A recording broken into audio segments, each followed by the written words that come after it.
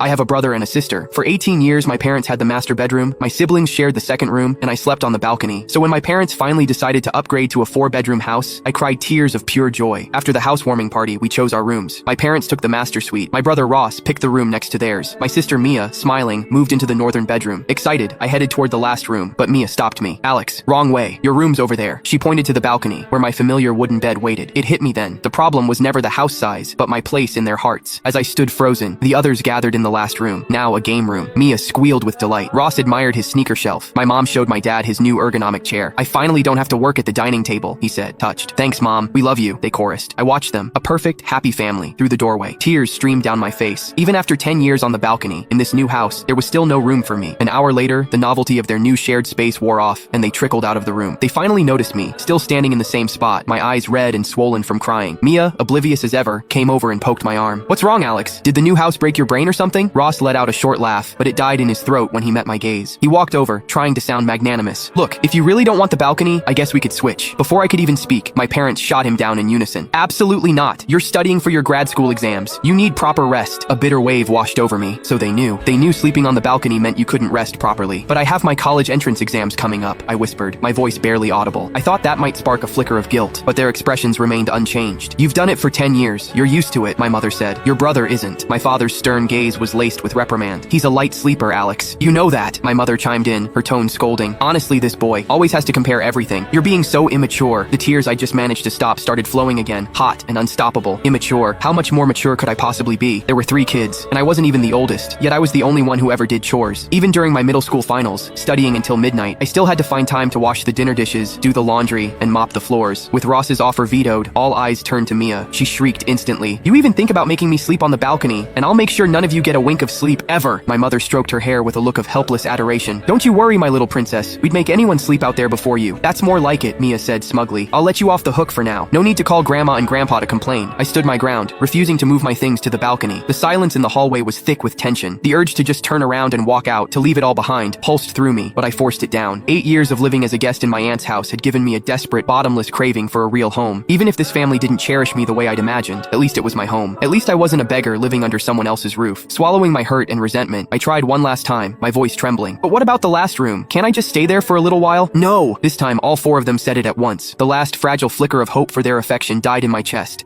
Click the link in my profile to watch the exciting follow-up.